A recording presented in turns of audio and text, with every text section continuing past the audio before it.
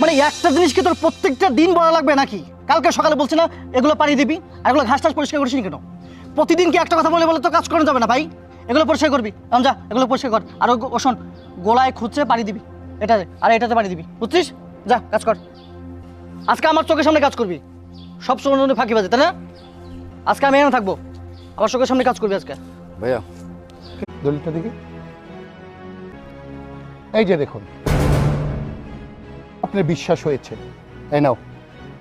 শোনেন, আমি কোনো ক্যাচালের মধ্যে যান তাহলে আমি আইন আদালতের আশ্রয় নিব না। আশা করি আমার কথা বুঝতে পেরেছেন। আমি 1 ঘন্টা সময় দিয়ে যাচ্ছি, 1 ঘন্টার মধ্যে আপনাদের যা যা নেওয়ার সব কিছু নিয়ে বেরিয়ে যাবেন, ঠিক আছে? দ্বিতীয়বার যেন আর বলতে না হয়। চল। রহিম, জি আপা। কোথায় থাকিস? হ্যাঁ, এত জোর জোরে ডাকলাম, গলা ব্যথা হয়ে গেছে আমার।